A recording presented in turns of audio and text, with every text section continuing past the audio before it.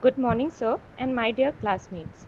In last class, we have already discussed about Constitution, Preamble, and values included in the Constitution of India. So, as we were discussing fundamental rights of Indian citizens, today we will start from last fundamental right, that is, right to constitutional remedies. This includes Article 32. ये इसे हिंदी में संवैधानिक उपचार का अधिकार कहते हैं. The Constitution guarantees remedies if citizens' fundamental rights are violated. The government cannot infringe upon anyone's rights. When these rights are violated, the aggrieved party can approach the courts.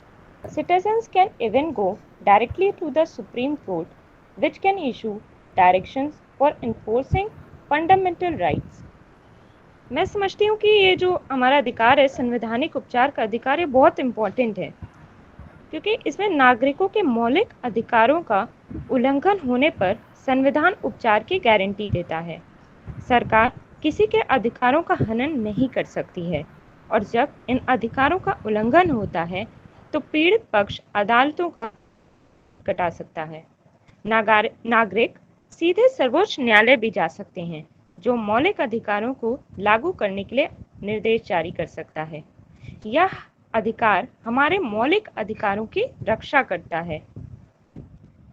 Moving on to the next topic, we will discuss fundamental duties. The fundamental duties are defined as the moral obligations of all citizens to help promote a spirit of patriotism and to uphold the unity of India. These duties set out in Part 4A of the Constitution concern individuals and the nation. मतलब कि fundamental duties को हिंदी में मौलिक कर्तव्य कहते हैं.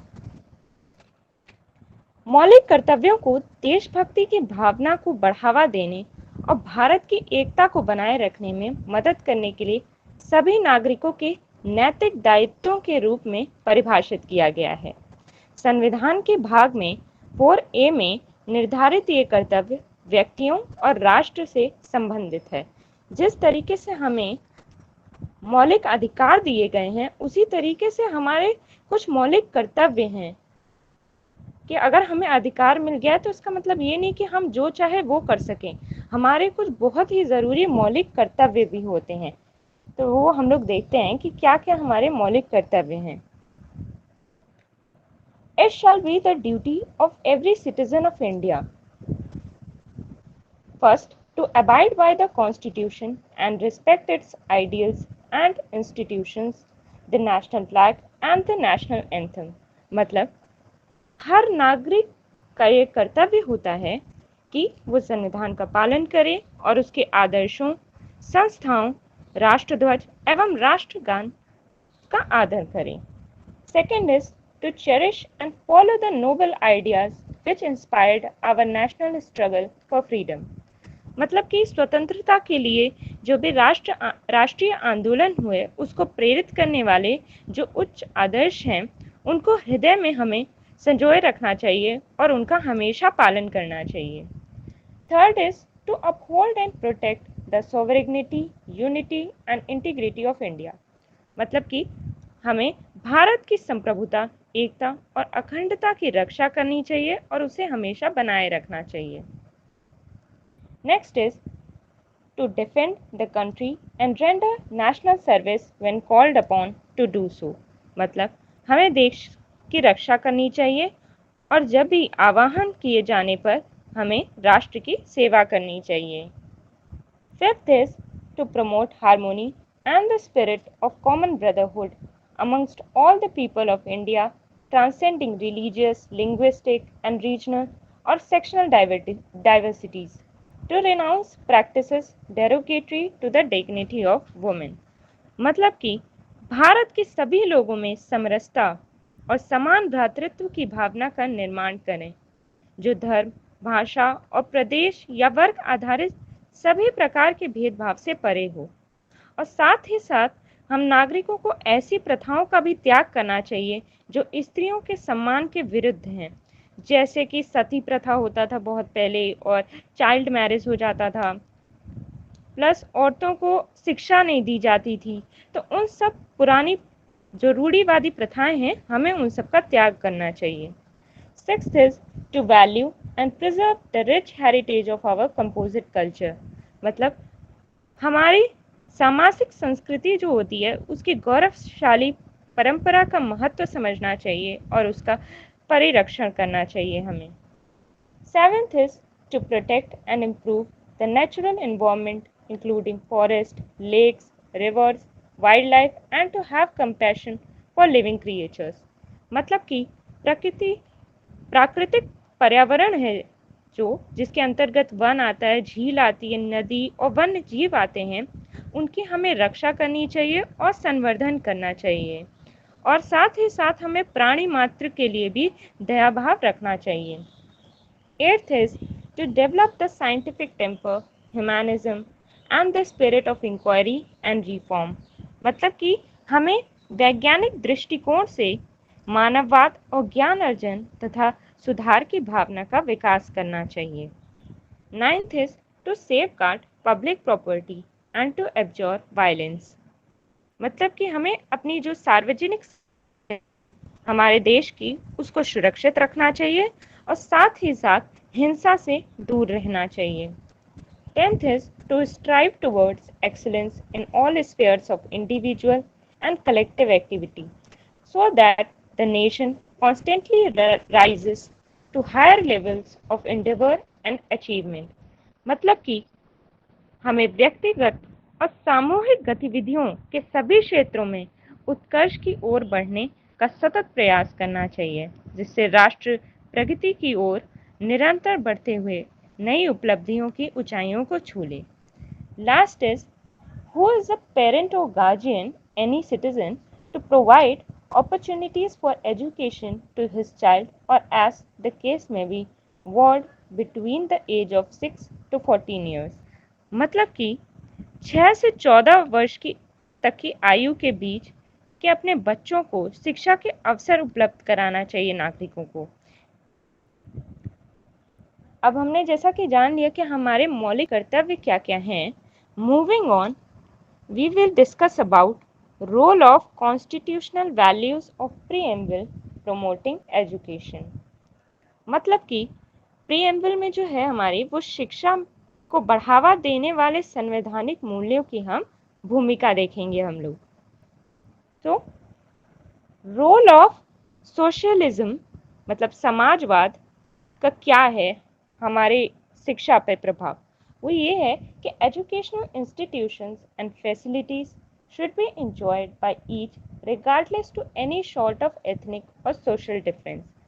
मतलब कि ये जो समाजवाद की जो भूमिका है वो क्या है हमारी शिक्षा पर, वो ये है कि किसी भी प्रकार के जातीय या सामाजिक अंतर की परवाह किए बिना शैक्षिक संस्थानों और सुविधाओं का लाभ मिलना चाहिए सबको। Next is role of secularism value is educational institutions and facilities should be enjoyed by each regardless to their religious faith and practice। मतलब कि जो हमारी जो धर्म निरपेक्ष है, जो संवैधानिक मूल्य है, उसका क्या रोल है कि प्रत्येक को उनकी धार्मिक आस्था और व्यवहार की परवाह किए बिना शैक्षणिक संस्थानों और सुविधाओं का लाभ मिलना चाहिए। Next is role of social justice is no system can ensure social justice until it provides education for its citizens regardless to caste, religion and other social diversified factors।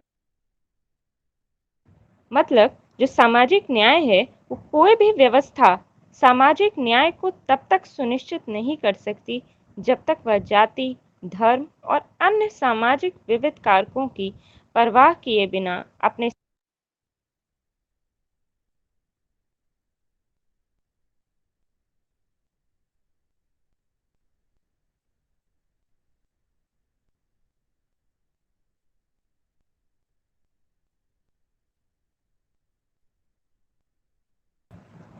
Yes we are seeing role of social justice.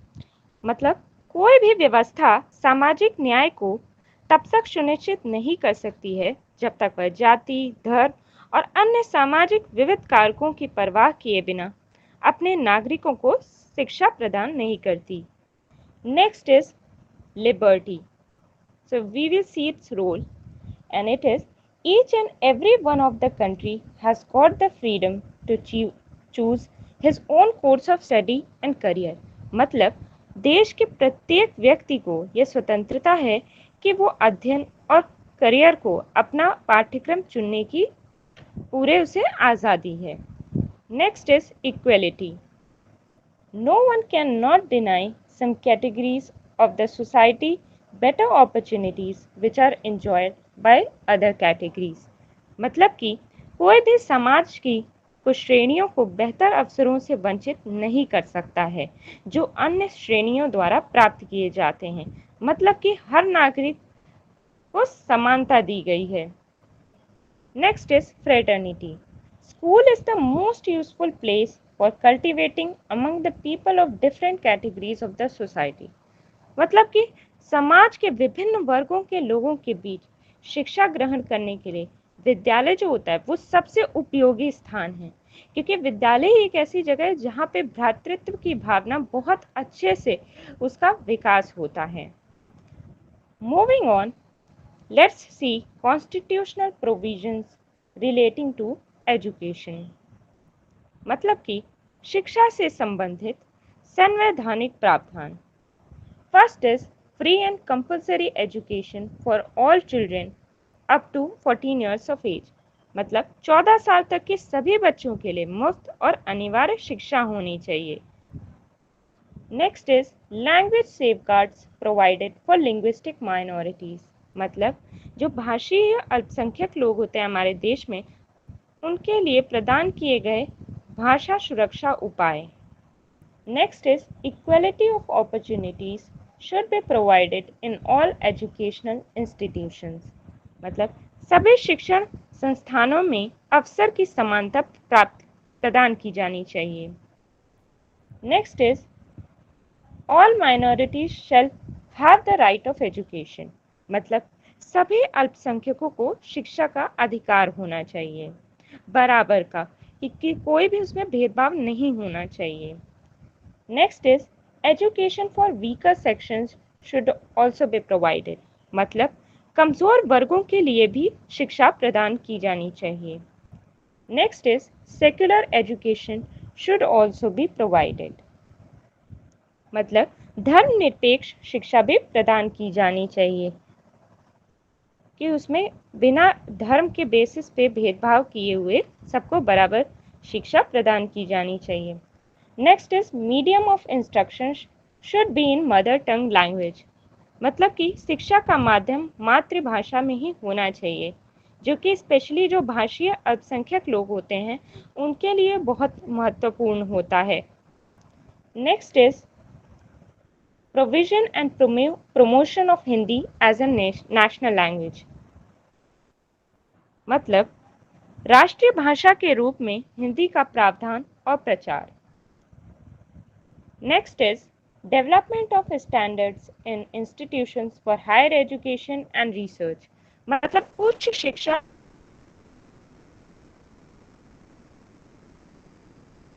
और अनुसंधान के लिए सभी संस्थानों में मानकों का विकास होना चाहिए अच्छी तरीके से, ताकि जो हमारी जो नई पीढ़ी आने वाली है उसके लिए बहुत जरूरी है, क्योंकि तभी हमारे शिक्षा का दर है वो आगे बढ़ेगा।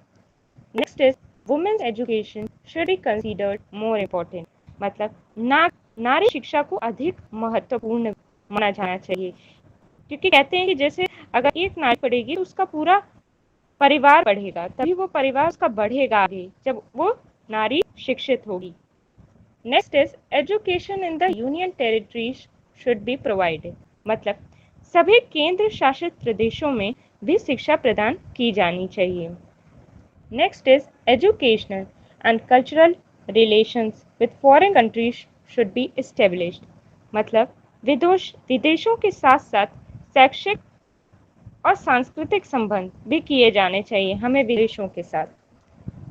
Moving on, we will discuss about aims of education. In this, we will see first point is development of democratic values in the people.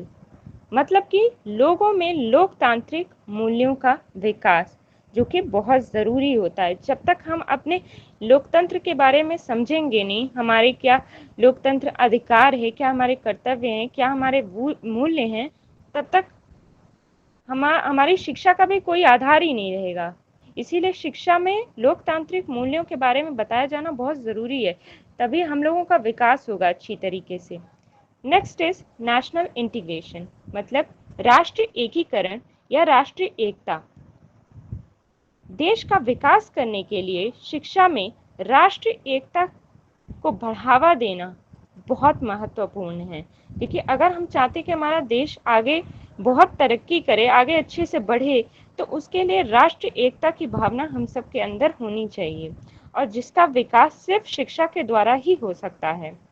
Next is development of social, moral and spiritual values, मतलब सामाजिक, नैतिक और आध्यात्मिक मूल्यों का विकास। जैसा कि कहा जाता है कि हर नागरिक के अंदर सामाजिक तौर पर, नैतिक तौर पर और आध्यात्मिक, मतलब तीनों तौरों पर पूरे ऑल राउंड डेवलपमेंट होना चाहिए सबका, वो सब शिक्षा से ही हो सकता है। Next is social and national development, मतलब सामाजिक और राष्ट्रीय विकास। Next is conservation and preservation of culture, मतलब संस्कृति का संरक्षण। जैसे ही हम जानते हैं कि हमारी संस्कृति कितनी अच्छी है, तो हमें अपने संस्कृति का संरक्षण भी करना चाहिए, तभी हम अपने देश का विकास कर सकते हैं और अपने देश का नाम आगे बढ़ा सकते हैं। Next is eradication of social inequalities, सामाजिक असमानताओं का उन्मूलन। ये भी शिक्षा के द्वारा ही हो सकता है, क्योंकि हम तभी बच्चों को ये बता सकते हैं कि जब तक हम ये सोशल इनइक्वलिटीज या सामाजिक असमानताओं का उन्मूलन नहीं करेंगे, तब तक हमारा देश विकास की ओर नहीं बढ़ सकेगा। हमारे अंदर एकता नहीं होगी, हमें अपने मूल्यों के बारे में और अपने कर्तव्यों के बारे में, अपने अधिकार के बारे में नहीं समझ में आएगा, तब तक हमारा देश विकास की ओर नहीं बढ़ पाएगा। Next is promotion of modernisation, आधुनिकीकरण को बढ़ावा देना। जैसे ही हम अपनी संस्कृति का संरक्षण कर रहे हैं, वो अच्छी चीज़ है, पर उसके साथ साथ अगर हमें और भी देशों से आगे, अगर हम चाहते हैं कि हमारा देश निकले और आगे अच्छा उसका विकास हो, तो उसके साथ साथ हमें आधुनिकीकरण को भी अपनाना चाहिए, बिना अपनी संस्कृति को भूले हुए। Next is promotion of socialism and secularism, मतलब समाजवाद और धर्मनिरपेक्षता को बढ़ावा देना। और जब हम समाजवाद और धर्मनिरपेक्षता को बढ़ावा देंगे, तभी हमारे अंदर राष्ट्रीय एकता भी आएगी। Moving on, next topic is articles related to educational rights, and these articles are article 28(1), article 28(2), article 28(3), article 29(2), and article 30 part 1 and part 2, article 45, article 46 and article 358. Now we will discuss all these in brief.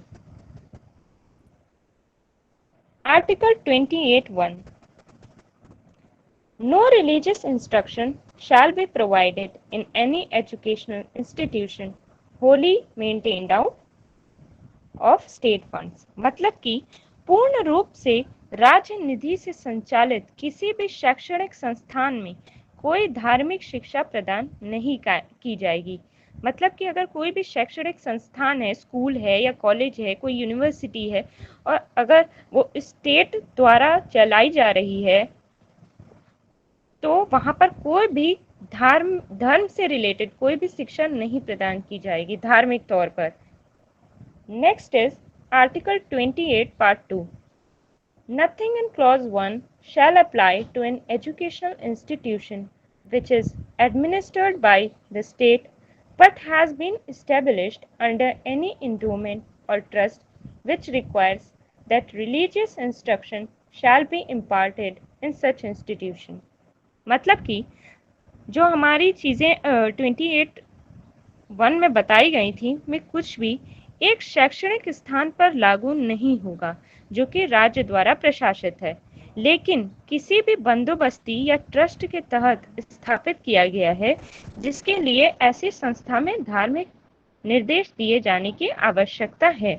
मतलब अगर कोई शैक्षणिक संस्थान है जो किसी trust या किसी धार्मिक मतलब किसी ट्रस्ट द्वारा चलाई जा रही है जो कि रिलीजियस है, तो वहां पर रिलीजियस इंस्ट्रक्शन दे सकते हैं, ये चीज की हमें पूरी छूट है। Next we will see article 28(3). No person attending any educational institution recognized by the state or receiving aid out of state funds shall be required to take part in religious instruction or worship that may be conducted in such institution। मतलब राज्य द्वारा मान्यता प्राप्त या राज्य निधि से सहायता प्राप्त करने वाले किसी भी शैक्षणिक संस्थान में भाग लेने वाले किसी भी व्यक्ति को ऐसी संस्था में आयोजित किसी भी धार्मिक निर्देश या पूजा में भाग लेने की आवश्यकता नहीं होगी। मतलब भी कोई भी नागरिक किसी दूसरे नागरिक पर ये ज़बरदस्ती नहीं कर सकता है कि वो किसी धार्मिक निर्देश या पूजा में सम्मिलित हो। उसका अगर मन है वो अपनी इच्छा अनुसार वहाँ जा सकता है, और नहीं तो अगर उसकी इच्छा नहीं है तो वो ना जाए। Next is article 29(2). No citizen shall be denied admission into any educational institution maintained by the state or receiving aid out of state funds on grounds only of religion, race, caste, language or any one of them।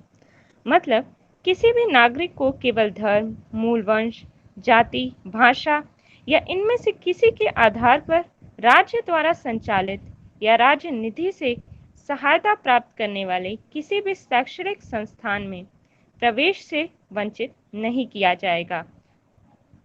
मतलब भेदभाव नहीं किया जाएगा।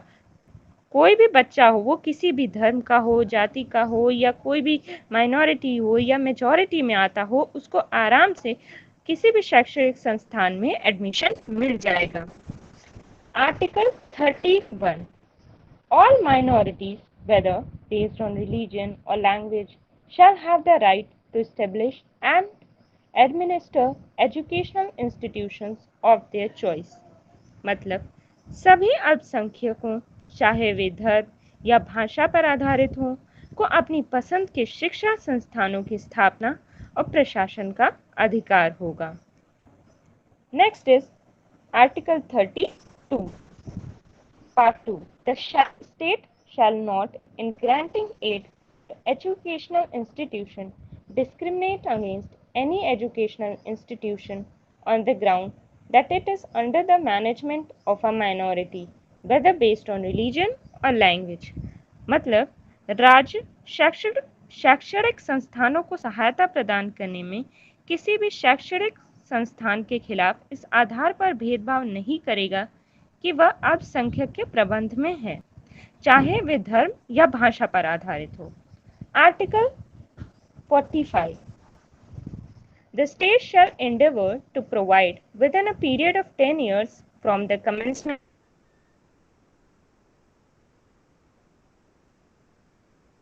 of this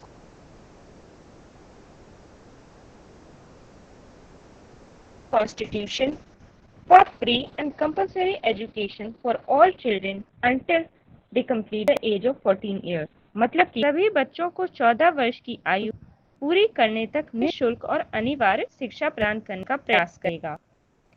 article 46। The state shall promote with special care the educational and economic interests of the weaker sections of the people, and in particular of the scheduled caste and the scheduled tribes, and shall protect them from social injustice and all forms of exploitation। मतलब कि article 46 में ये है कि राज्य लोगों के कमजोर वर्गों और विशेष रूप से अनुसूचित जातियों और अनुसूचित जनजातियों के शैक्षिक और आर्थिक हितों को विशेष सावधानी से बढ़ावा देगा और सामाजिक न्याय और सभी प्रकार के शोषण से उनकी रक्षा भी करेगा। लास्ट होता है article 35A। It shall be the endeavor of every state and of every local authority within the state to provide adequate facilities for instruction in the mother tongue at the primary stage of education to children belonging to linguistic minority groups, and the President may issue such directions to any state as he considers necessary or proper for securing the provision of such facilities.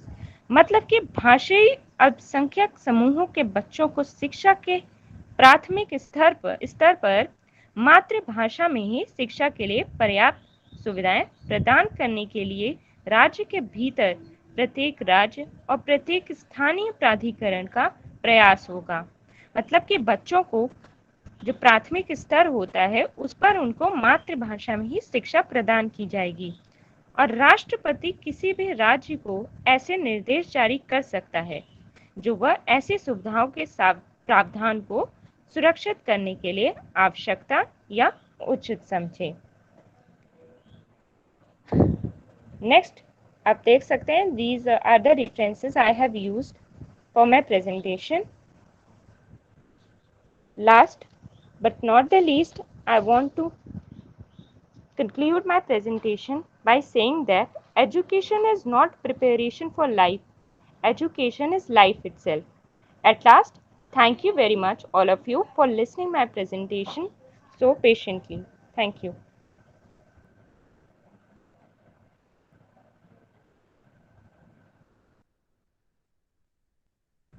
Sir complete हो गया।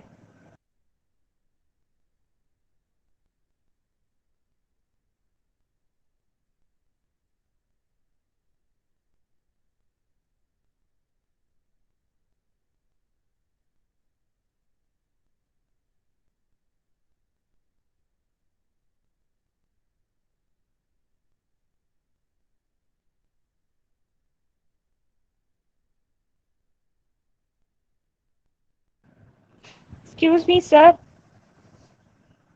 हो गया presentation.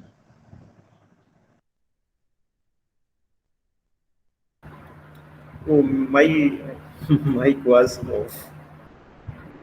Sorry, मुझे लगा मेरा mic on है। हाँ, तो dear students, you can ask any queries from Garima.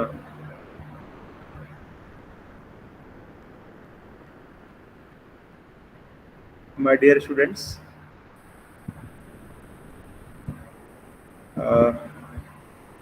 any queries? No.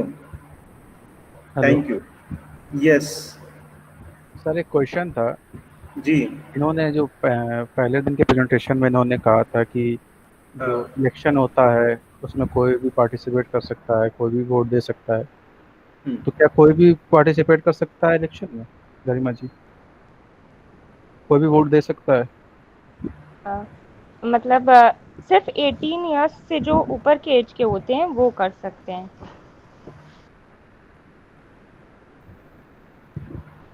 Altaf, ji answer मिला आपके प्रश्न का? जी सर, मिल गया। मैम, जहाँ आपने सेकंड स्लाइड में, ये सेकंड वाले डे में 350 वो 350 ए है, वो 35 ए नहीं है। स्लाइड सही थी लेकिन हाँ, प्रोनाउंस आपने 35 ए करा था। ओके, तो उसे प्रोनाउंस क्या करेंगे? एरर में वो टाइपिंग एरर हो सकती है। ओके सर, लिखा सही था, उसने 350 ए की जगह 35 ए बोल दिया था। वही अच्छा, वो ठीक, प्रोनाउंसिएशन थोड़ा सा गड़बड़ हो गया बोलते समय, कोई बात नहीं। ओके, और अल्ताफ के जैसे और किसी की कुछ? अच्छा, अब आप कुछ कमेंट चाहेंगे गरिमा मिश्रा के ऊपर? Comment, good comment, bad comment? बहुत अच्छा। अच्छा, Shivangi saying that was fantastic. नहीं, जतवारी। Other person?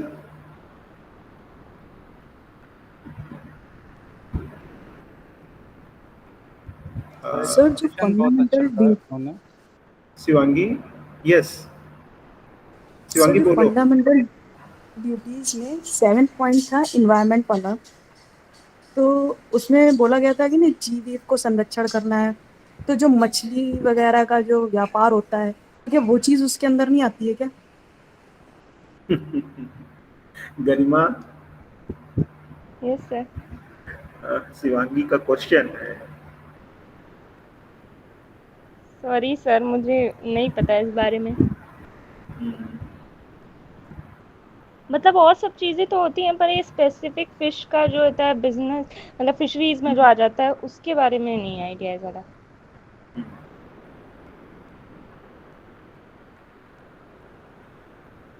Okay.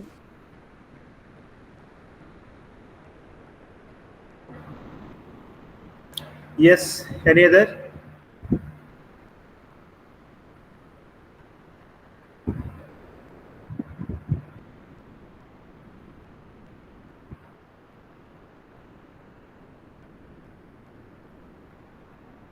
Okay, good. बहुत अच्छा प्रेजेंटेशन, और आपकी voice very attractive, neat and clean, सभी को प्रॉपर सुनाई पड़ रही थी, सब लोग अच्छे से सुन रहे थे।